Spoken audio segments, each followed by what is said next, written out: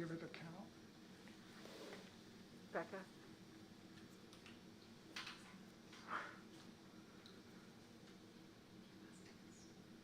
Good evening, and welcome to AI and Society, a three-part series of panel discussions exploring artificial intelligence, presented by Community Television and Santa Cruz County Libraries. Tonight, we'll focus on how AI could impact governance and our democracy. We have three panelists speaking tonight: journalist Wallace Bain, 2nd District Supervisor for Santa Cruz County, Zach Friend, and Assistant County Administrative Officer, Elisa Benson. After all of our panelists have spoken, we'll take your questions. So as you listen to the talks, just jot down any questions that come up for you. And when we get to the Q&A portion of the evening, we'll have you pass those down to the end, and David will pick them up. David, can you raise your hand? There's the guy. Get your question to him. He'll bring them to me, and I'll relate them to the panel. So without further ado, I'd like to introduce our first speaker, Zach Friend. Zach Friend serves as the 2nd District Supervisor for Santa Cruz County, and Zach has served at the highest levels of government and has extensive experience shaping and enacting local, state, and federal legislation and regulatory policy. He has served in the on the White House Council of Economic Advisors, the U.S. Senate, and U.S. House of Representatives, and for nearly a decade with the Santa Cruz Police Department as a press information officer and crime analyst. As an elected official, Zach has chaired and served on local, state, and national commissions on healthcare and health access, higher education, and the University of California system, transportation, technology policy, and blockchain, criminal justice and law enforcement, environment and land use, economic development, and the film and television industries. Zach has a master's degree in public policy from Georgetown University and a BA with honors in history from UCSC. Please welcome Zach Friend. Good evening, everybody. I have the pleasure of basically talking about AI and its role in elections and on the federal side, which can be, as we move into the 2024 elections, be pretty concerning. So we're going to start out, actually, since this is a video-based system, with a video. And we can see here in the video that we'll show here in a second with the president speaking, President Biden, how easy it is to portray something as real that is actually a deep fake. Well, it is. That's not what's here. That is not what's here. Hey. While we're waiting, we can talk about other stuff. Keith, you want a sec? Okay.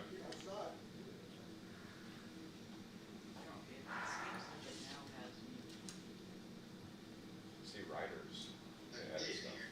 Putin's illegal occupation of Kyiv and the impending Chinese blockade of Taiwan has created a two-front national security crisis that requires more troops than the volunteer military can supply.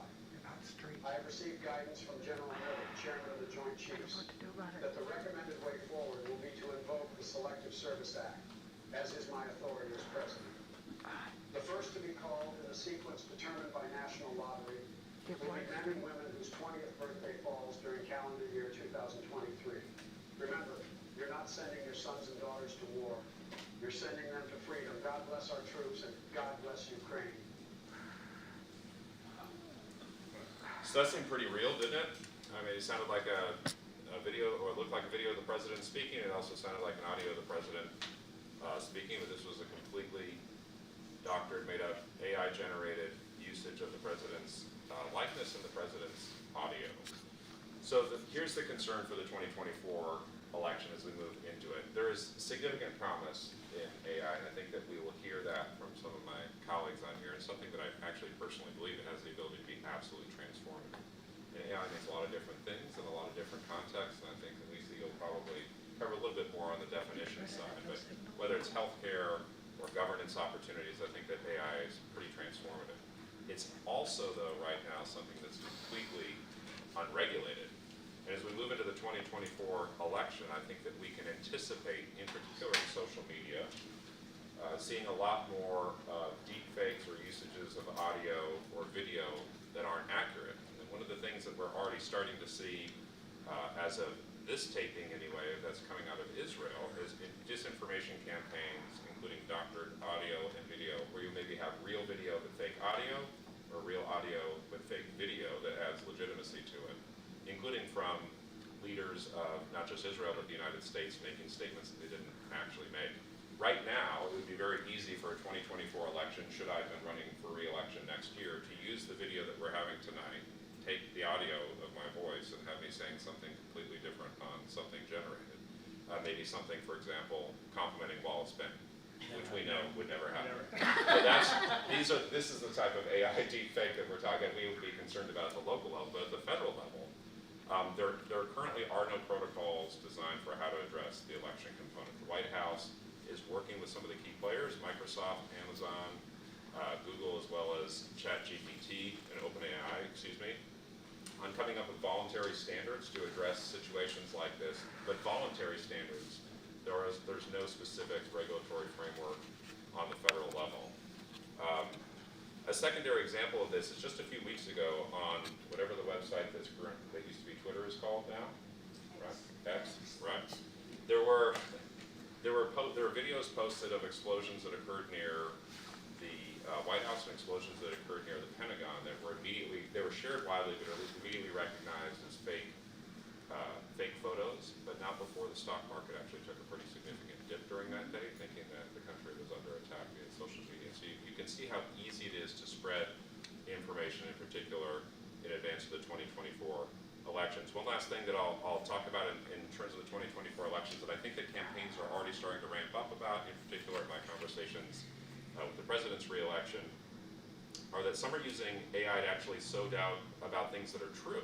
So, for example, you have a video or audio that's true about something, and because people are now starting to believe that, well, is that something that I'm seeing is real, or something I'm not seeing is real, you can easily sow doubt into whether something that's actually true is true or not. And people are using that, the former president, for example, is using that as a justification of previous words or actions that he had taken were clearly made up. So I think as we move into the 2024 election, being able to figure out, and this is where I think is going to be really interesting to hear Wallace's take on this from a journalism standpoint, even things that were actually quoted or reported as true, through AI, through the concerns of AI, you're able to actually sow doubt as to whether that was true or not to benefit the person who has a value in getting that concern raised out there. So it's an interesting situation. It's not just whether something's true, it's whether something's true is actually something that is true, you're actually sowing doubt associated with that as well. So thanks, Becca. Thank you, Zach. All right, our next speaker is Wallace Bean. Wallace is a city life correspondent at Lookout Santa Cruz, an independent online news organization in Santa Cruz County. Mr. Bean has been a journalist for more than 3 decades, launching his full-time journalism career on October 17, 1989, the day the Loma Prieta earthquake devastated our region. He reports and writes on arts, entertainment, and culture, and chronicles the challenges of people in Santa Cruz County, the ones they confront as they emerge from the pandemic and economic stratification. Sorry, I thought that was something else. Mr. Bain joined the Santa Cruz Sentinel in 1991 and established himself as the authoritative local voice on music, movies, art, and entertainment, and daily Santa Cruz life. He joined the Good Times in 2017 and was a key part of Lookout's launch in 2020. Please welcome Wallace Bean. Thank you so much. As was mentioned, I've been here for more than 30 years, 33 years in the local news ecosystem here. And yes, that predates the internet. I was a journalist in pre-internet era when we had to actually go to the public library to look things up. We've been hearing about automation kind of taking human jobs for, essentially my entire lifetime, but there was a certain vanity in writers to say, well, that'll never happen to me. I'm a writer, I'm a creative, right? Well, we've gotten to the point where technology, to quote a popular meme right now, says, hold my beer. What's happening now is we are facing a world in which bots can do some of the basic news writing things that news organizations have done historically. In terms of both writing a kind of basic news story and also writing in the style of, let's say, a popular op-ed writer who might have a few personality quirks in his or her writing. They can mimic that. So we are getting to the point where looking ahead at AI, it could be a slippery slope into something that we can't quite envision right now. So I know that we have played around with ChatGPT in recent months in terms of how it might help us at Lookout writing headlines on a story. You know, you'll put a story in, it writes a headline. Here, give me a summary of this story, you know, that kind of thing. And sometimes it does well, sometimes not so well. But we are dealing with the crudest, earliest form of this. And of course, as we've learned, those of us who've grown up in this technological era, things are going to get better and they're going to get more sophisticated very rapidly. So that is what we're trying to anticipate. And at this moment, this year is a real sort of pivot point in the media when it comes to AI. Google released their latest AI software called Genesis, and they have released, they demoed it to the New York Times, the Washington Post, the Wall Street Journal, and I believe News Corp.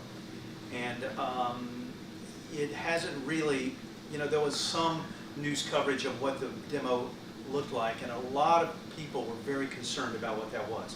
Google is trying to pitch this thing as a personal assistant to the reporter. It does some of the stuff that will free you up to do the real reporting, whatever that means. But I think some of the journalists on the ground who have encountered this are seeing something where it could replace journalists down the line. And of course, for what it's been, 20 years or more that we've been dealing with the fake news kind of cancer in our culture, and that is only going to get worse, it appears, because I think a lot of these AI tools are able to kind of supercharge the kind of disinformation campaigns that we're already used to. For instance, you know, I was fascinated to, I work for a startup. It's called Lookout, and we started up in 2020, and we were affiliated with no news organizations, and we just kind of started up, and a lot of people hadn't heard of us, and you know whatever credibility I had in the community was linked to it, and some of the others who joined in. But today, and certainly in the very near future, you're going to be able to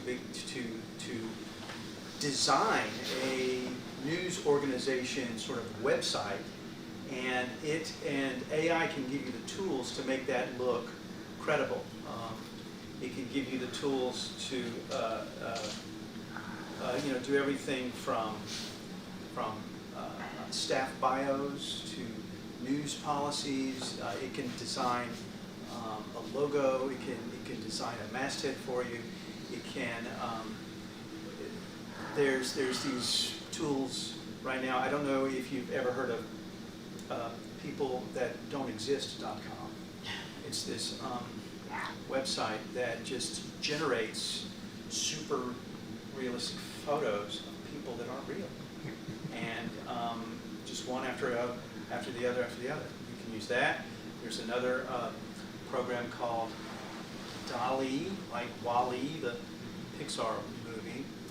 And in that one, what you do is you go give me a picture of Zach Friend wearing a sombrero, throwing a javelin. And boop-a-doop-a-doop, blam, there it is. This is how easy it is to create these things. And of course, the story of fake news is how we have lowered the barriers for entry in the media world. When we were kids, we remember 3, 4 networks, your daily paper, and the media authority went to those who had the investment to build these companies. Now, you and I can, in an afternoon, put together a news organization, and if we have some basic communication skills, we can spread some disinformation out there. So it's really, and you know, it's already happened, as Zach was talking about. I don't know if you 3 or 4 months ago, they had an election in Slovakia, and there was a progressive party versus a authoritarian right-wing candidate. They discovered an audio tape of the progressive candidate and a progressive newspaper editor plotting to overthrow the election or to undermine the election. And of course, it was all fake. It was not real. And that is, I mean, it looks like a dress rehearsal for what we're going to see in, you know, across the world and especially in the U.S. So as far as the media environment goes, I think we're entering a new world where it's going to be incumbent on consumers more and more to make sure that their sources are credible. And as we've learned in the last 15, 20 years, sometimes that job is a little too big for news consumers. So we'll see what happens. Thank you.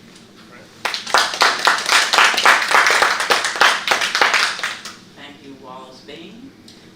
Our next speaker is Elissa Benson. Sorry. Elissa Benson serves as the Assistant County Administrative Officer and joining the county in 2018. In her role, she supports all aspects of administration of county government.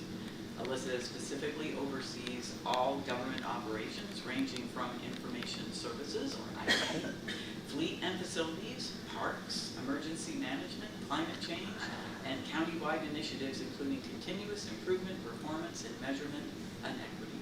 Prior to joining the CAO office, Elissa held a senior leadership role in countywide policy, budget, and strategic planning, as well as in multiple county operating departments in King County, Washington. She has a long-standing connection to Santa Cruz, as her partner and all her siblings attended UCSC. She jumped at the opportunity to come back to Santa Cruz to serve the community. Please welcome Elissa Benson. Good evening, everyone. It's Elissa. The double S's throw everyone off. So I have sort of a very different role tonight than both Wallace and Zach. I'm going to talk a little bit about what we're doing within the county to explore AI. And this is kind of a different approach.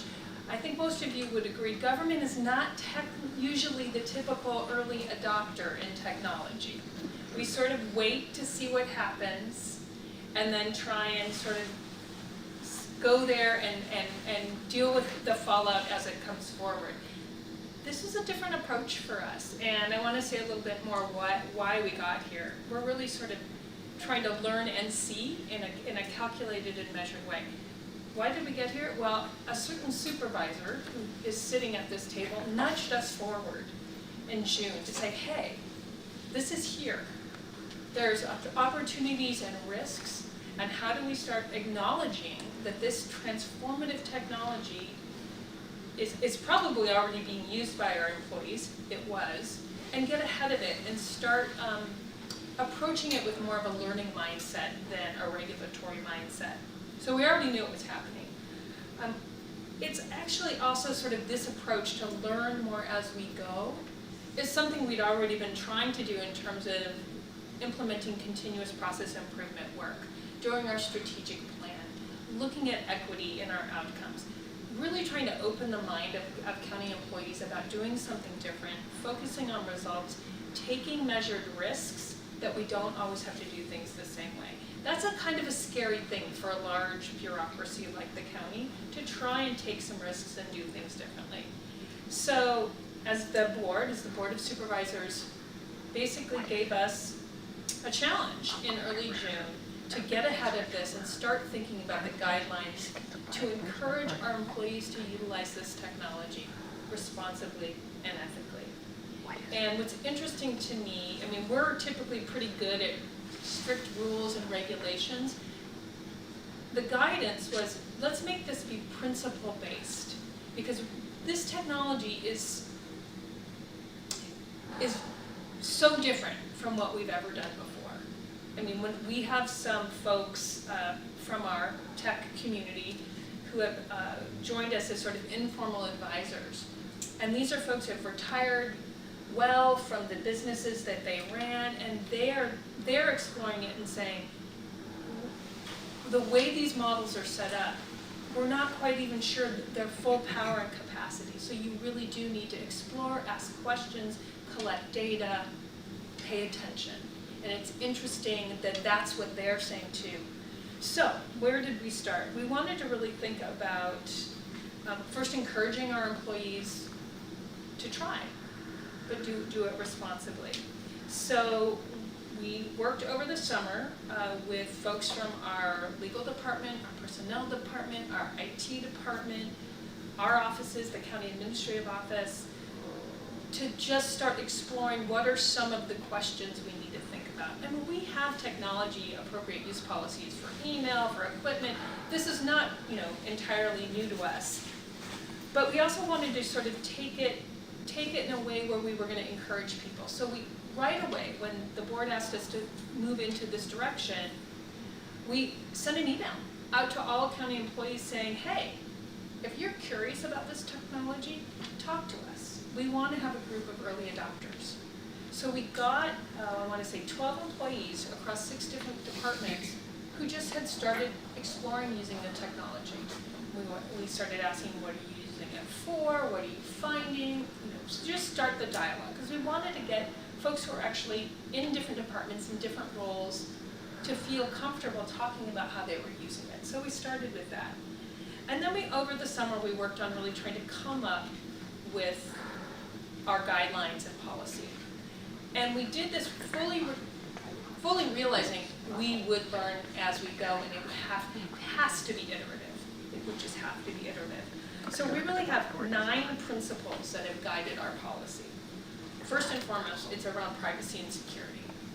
And that we needed our employees to understand, just like any of their other systems that we use, and we must respect personal information, identifiable information, and a myriad of other kinds of information that are protected and confidential. And that cannot be used in any of these tools. So that's like number 1, you gotta protect, privacy and confidentiality and security. The next part was around informed consent. Right now, we're not doing any kind of chat bots where you would call and you think you're talking to a person and it's really a chat bot. We're not doing that yet, but we wanted to make sure anyone interacting with us knows if we're using any kind of AI-based tools. So people have the opportunity to say yes or no. It's informed consent. Third, pretty basic, responsible use. Use this for good, not for evil. Don't do bad things. You sometimes don't think you actually need to say that in a policy, but you do. So we have that. Continuous learning, that we want our staff to test this. We're going to develop training, and then really give us that feedback so we can figure out what's working, what's not, what's other information we need to put out to our employees. Very important in here is avoiding bias. One of the things we've learned about these large language models, because they're collecting text, bazillions I don't even know what the right measure is of text. And we know there's bias in text. And so when they're running the probability math that they do to create text and content, there's very likely going to be all kinds of implicit bias in there. So being very cognizant that you may get information that is biased. And I'll give you an example. Our IT director asked ChatGPT to write a story about a plumber. Of course, the plumber is assumed to be male. So there's things where you're just, it's kind of baked into a lot of the text that's available. So recognize you're going to get bias and you're going to have to be attentive to that. Decision making. Do not use this for decision making. You can use it to generate content, you can do research, you can do tutorials, lots of different things. But you do not put things into chat or any of the tools. There's many different tools. And ask it to make a decision for you. And so that's something that's explicit in our policy. Accuracy. I think people have probably heard about the fabrication where you're going to get stuff that is generated that's just not true. And this is, when I talk about this, it's not that any of these tools are trying to provide misinformation, but the way the models work, they're probabilistic on what words go together. You're just sometimes going to get content generated out that is just not true. So that's where sort of understanding how to use it, how to set up prompts, how to constrain it is going to be really critical as people are moving forward with these tools. I think one story we heard was an attorney in New York who used ChatGPT to draft a brief. There were false citations in it. It just made them up. So that's one of the things in our policy is you are responsible for the accuracy of the documents that you generate, the content you generate. And that's true today. It's true before any of these tools, and it's true after, that our staff is responsible for the accuracy and veracity of the materials that they generate. Transparency. So we're working on, if you use it, disclose it. We want people to know it's not a crime to use these tools. So that's the other one. And again, the other part is accountability. You are accountable for the material that is generated if you use it in the workplace.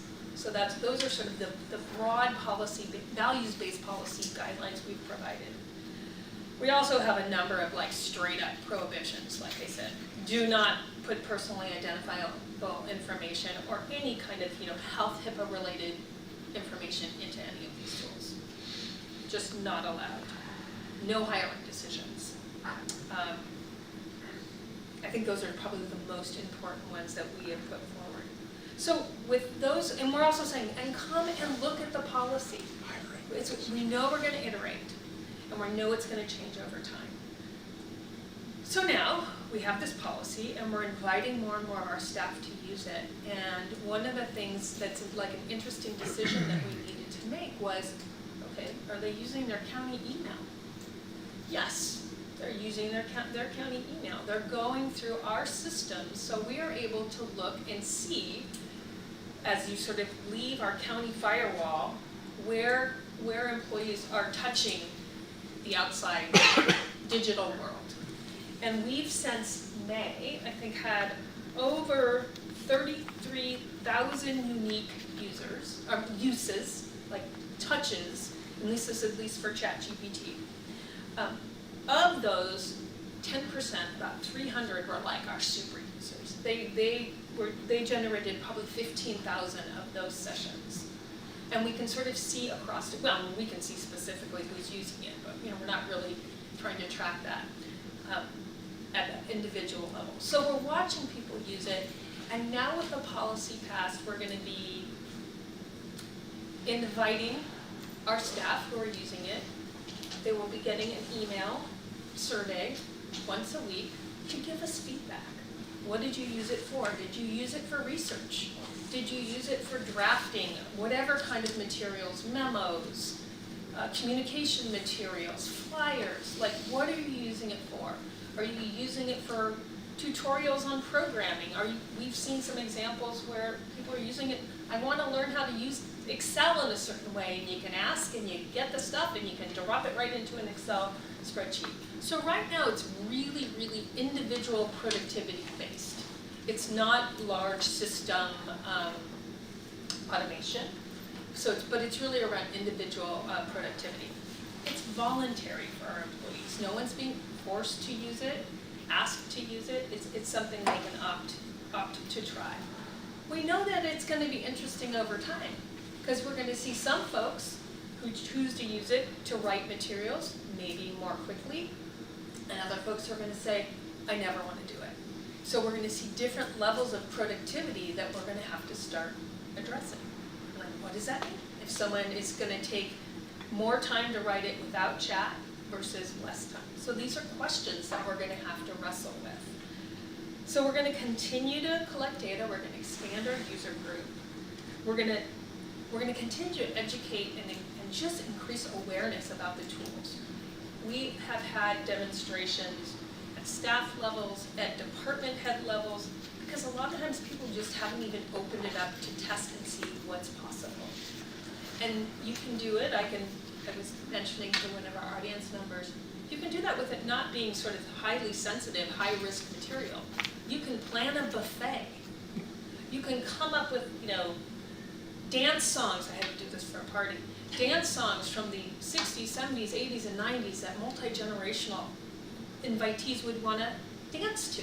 So there's things you can do to sort of test what is it like to interact with these tools without a lot of risk. And we're just trying to invite people to do that. Some of the next phases, though, right now, again, I said people are just using it one by one. We're looking at what does it mean enterprise-wide.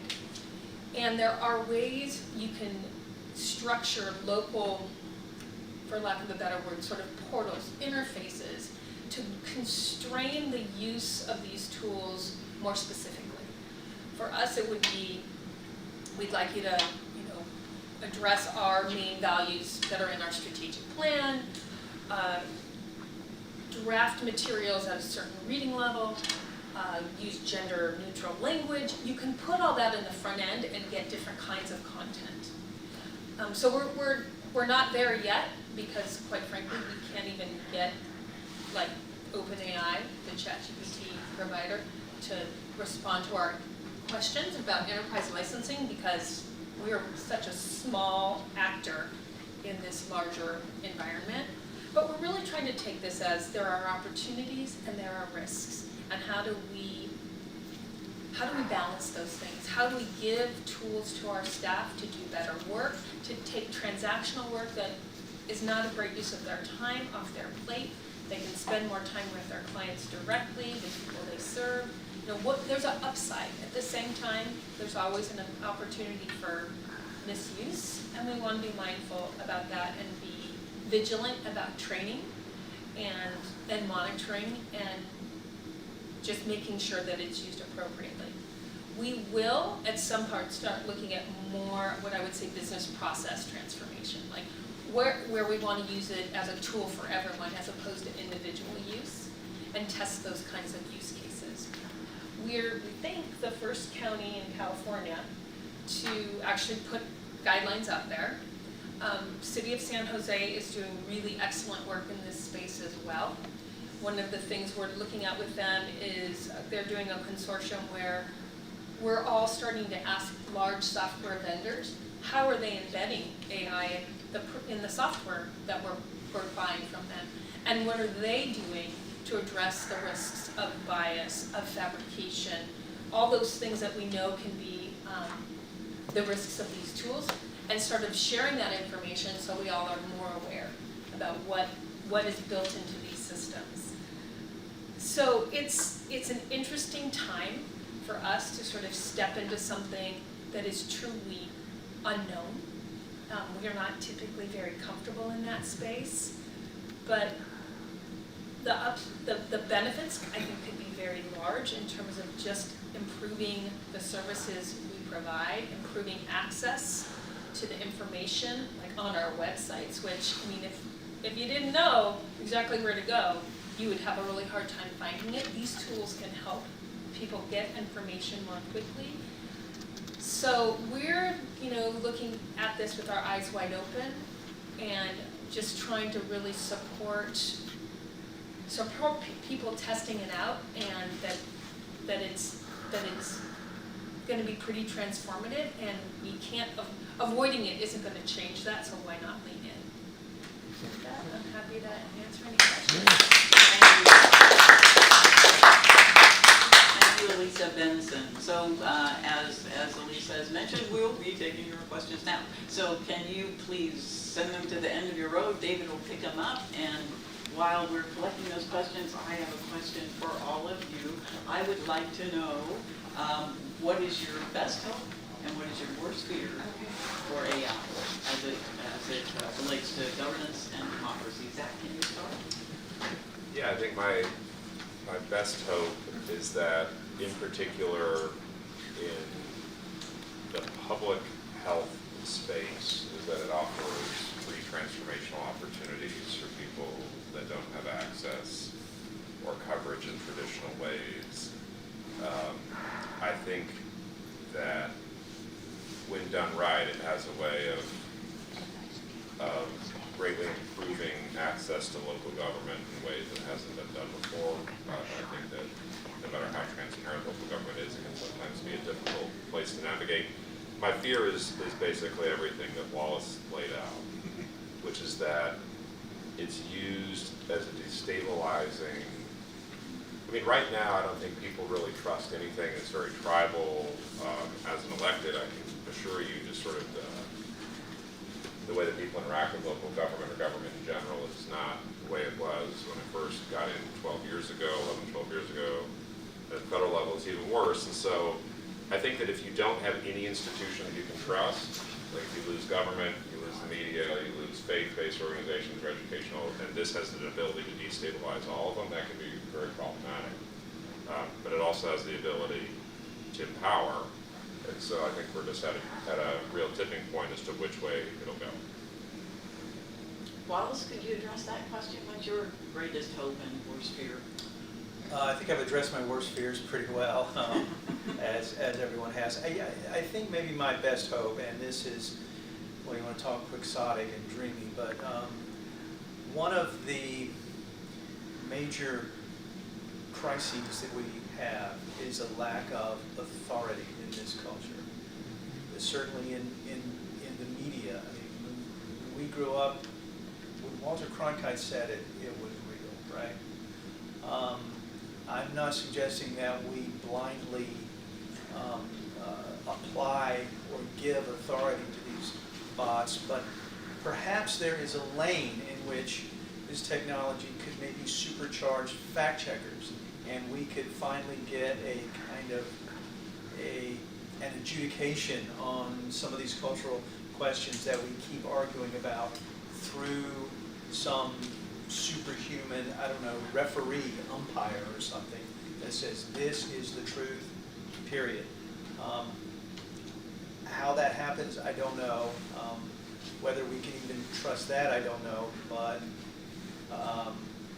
we are in desperate need for some kind of umpire in the media sphere, and perhaps AI can move in that direction. And my worst fear, of course, I've mentioned it before, is that bad actors get their hands on this, and well, not just bad actors, but the incentives that are kind of baked into free market capitalism gets its hands on this, and we go after, a race to the bottom and a kind of exploitation of consumers, and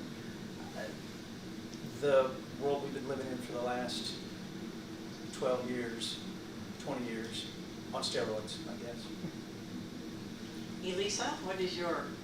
Well, I'll piggyback a little bit on what Zach said. I think just that idea of making many different things we do in local government more accessible, more consistent. I think these tools will have provide us the ability to do more with the limited resources we have. So, you know, I know that's pretty safe to say, but just whether it's you have a chat bot that's going to help you do over-the-counter permits from our planning department, and it can happen in a really consistent and timely way, I think that would be great. And just as an example. And so I think there's lots of sort of small stuff. I think there's other aspects that we can't quite even comprehend, and I'll give an example. Now it seems some of these tools, you know, you can put in photographs and ask chat to describe what's going on in the photograph. And when you do that, and then whether it's chat or the other, but that's just the one I'm most familiar with, it describes things that maybe we would not notice. Because we all, you know, we're raised and socialized to see, I'm looking for the this and the that. And so whether it could be we're taking photos of roads or damages after fires, or like, it's going to give us an ability to look at the world with different eyes. And I don't know what that looks like. That could be good or bad, but just the idea that it's going to have some different ways to examine data and talk about it. And I want us in our roles to be able to look at that, challenge it, accept it. You know, that's part of what we do, and figure out, is it going to help us make better decisions for the people we serve. Fear, I think I'm just on the same page as everyone. The nefarious stuff is scary, and we are already so divided, and that lack of trust is frightening, I think, for all of us. And so, you know, I don't know what the counterpoint is to that. I have to think about it probably when I'm going home tonight. But I think that is the thing. Is so what do we do that we know that will be present, and what do we do with each other to sort of counteract that? Thank you all for taking on that big question. And we've got questions from the audience now, and one of them is sort of close to what Elisa is discussing, is a regulation. How can AI be regulated? Who decides how to regulate it, and where could we start? What place, what organization should we regulate AI? I think it needs to start at the local and state level. I mean Congress can't even choose who's going to be them. So I mean that in all seriousness. Like, I don't think, and actually, if you've ever watched some of the hearings when they have tech leaders in there, a lot of the electeds don't even, like, they didn't use these technologies. They're asking questions that their staff wrote for them. They don't have any. So I think that the point of this is that I think that it needs to be values-based. It starts, which is why we did it this way. I said we started with a set of principles, as opposed to regulations normally think about a problem, how do you solve the problem, but the problem's already occurring, and so you're behind the curve, and this thing is doubling or tripling basically on a minute basis, not a yearly basis, like a Moore's Law kind of theory.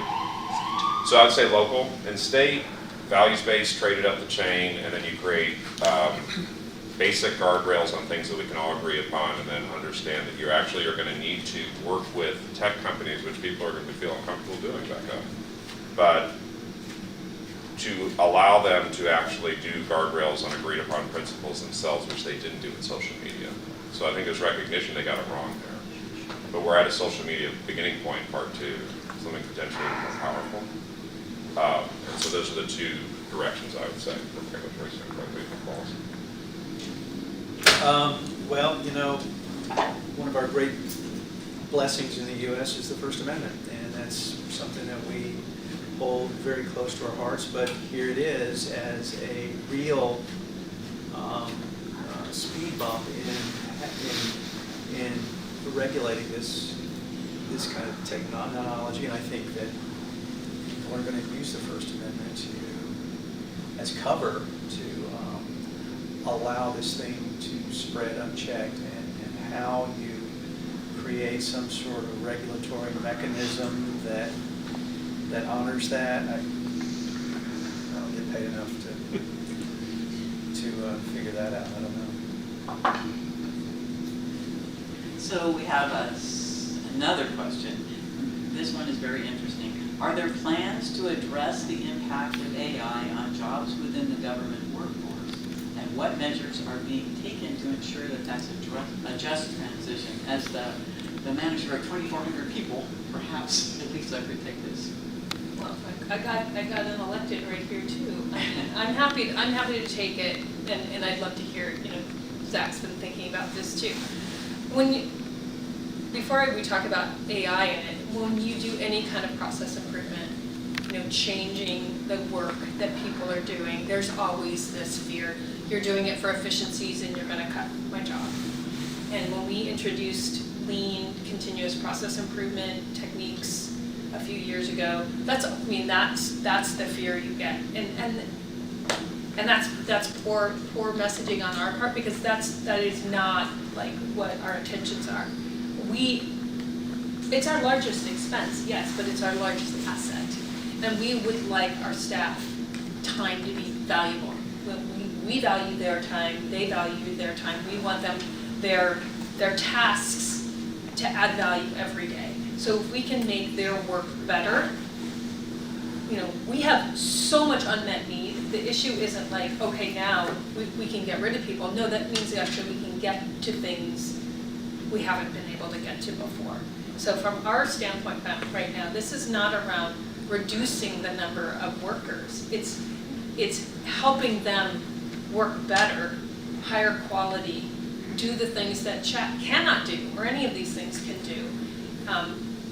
That face-to-face experience that, gosh, so many of us, lost touch with in the last 3 years. I mean, there's a lot of work that the county does that is face-to-face. It's running a rec program for kids. It's direct service and mental health and physical health. It's fixing a road. I mean, there's a bunch of other things that this is never going to replace. And to the extent that we can utilize these tools to allow our folks to do more of that and less of our bureaucracy, I think we're good. Zach, what are your thoughts on that? I think that Elisa is right, and the reality is the workforce will have to change as a result. I mean, if we're going to be honest about it, Wallace has a very specific skill set, and being in all honesty, I think you really are the best writer in the community, like the best journalist that we have and writer. He has a baseline skill set that has had to adopt with technology. Just in the time you've been working, and you were talking about the research of the library to what you can find now, to the typewriter, to the computer, all these things have to change. So maybe you're still a journalist, maybe you're still named the position of the county, but the fundamental role shifts even though you have a skill set. There's a county in North Carolina, for example, that started using the ChatGPT function in their assessor's office, their tax collector's office, to remove personal identifying information from property tax forms when we receive it, because that's public, technically, information. And they had an employee there that estimated that she spent almost 2,000 hours a year doing this. And it did it in about an hour and a half. I mean, if you just put it in the system, it'll do it for, well, that frees up that employee to do another skill set. Now, a county has a choice in that situation. They can eliminate the job, right? And that's going to be the discussion that cities and counties and everybody's going to have. Does the job evolve? Does the job get eliminated? These are obviously conversations we'll have. These are unionized workforce, obviously have to happen that way. But I think if you're having an honest conversation, you'd have to say that it should free up some elements, it should modify some elements, and then maybe what I could see as the most likely scenario is certain positions that maybe would have been hired 5 or 10 years ago aren't hired moving forward as the role takes another role. And I see that across all kinds of sectors. Yeah, of course. We have a question that is based out of Los Angeles. Los Angeles recently implemented AI to review health data and use preventative measures to reduce homelessness. Will we do this? And if we do, will we analyze crime data to determine policing or sorry, I can't read this, but to determine Policy? I'm sorry, whose question? Okay, that was my question. So What is your basically- question? Yeah, so my question is like, So in Los Angeles, they have implemented this program where they're able to analyze large swaths of data to find key indicators on whether or not someone may experience homelessness in the near future. And so I was wondering, will our county be doing something similar using AI to analyze our data? Specifically, you were a crime analyst. So, you know, you're able to look at a lot of data. Will we be using AI to potentially determine what neighborhoods are policed more, or determine hiring practices, for example, within the county? Are we going to use AI to review resumes? I understand that we have like the 9, key points with our individual use within the county. However, I think it's also important to understand like what is our policy going to be for analyzing our data, and kind of moving forward, how is the county itself going to use AI, not just the individuals working for the county? Was that question heard, Keith? Yes. Or do I need to, okay. Well, let me say that I think that the most honest answer is I don't know. Because at this point, one of the things that we're doing, and this was kind of a throwaway line at the end of what you said at the very beginning of your presentation, is that we are just now starting to try and understand the vendors that we currently use, how they're using AI. Are we using it and not even knowing we're using it? How's the data being analyzed that we are providing to people on our vendors? Because when we use hundreds of vendors across the system. I think that in the healthcare space, and I chair a statewide commission on health and human services, and I'm very familiar with what they're doing down in Los Angeles in regards to in essence, the social determinants of health, but in particular on homelessness and the analysis that's being done there. I think that if you're comfortable with that, you would also, to be intellectually honest, have to be comfortable with its application in a space you're not as comfortable with. So either we're using it for people's personal information, for possible analysis, for what maybe values-based somebody would feel good, versus are we comfortable with personal information being used writ large, yes or no. The reason that we're taking a more conservative approach and trying to back out the personal identifying information or that element of analysis is to say, are we comfortable with this space first as a community? Which is a question that nobody's even asking in other communities fundamentally, that it's like, well, I want to predict and prevent homelessness, but as a result of that, you're throwing in information from 50 different systems into a system that you don't know how it's protected or not, right? And so that's a concern. In the criminal justice space, I think there's a lot more analysis and understanding of whether that's acceptable from a profiling standpoint. Are you over-policing? Are you over-policed communities? In the unincorporated area, that's a little bit more challenging because of how poverty is distributed versus in the cities. But I think that the answer to that is I don't know, but I think that realistically, the bigger challenge is going to be that all of these other inputs are going to be using it. All the other systems we use will be using it. And we may be integrating it in even unintentionally, unless there's a direct stop. I mean, even the library system here, I mean the amount of information that could be generated on what books are checking, I mean, there's so much information. And any one of these systems creates a vulnerability of what's available from a prediction standpoint. It's a great question. And I think that realistically, yes, it's going to be used, intentionally or unintentionally. But I think if there's a value set system around it, then you're in better shape. Any comments from other panels? I guess I do want to speak to the question of like reviewing resumes. Like right now, we're like, no, we're not doing that, right? Now the interesting thing though is a lot of our applications, we ask our applicants to do what we call supplemental questions. Like they have to write something. And increasingly we're like, oh, chat helped them with this. Like we're getting, the same answer to the question. So I mean, it goes both directions. It's like we want to know how someone thinks, how they communicate, and they're generating materials using the technology.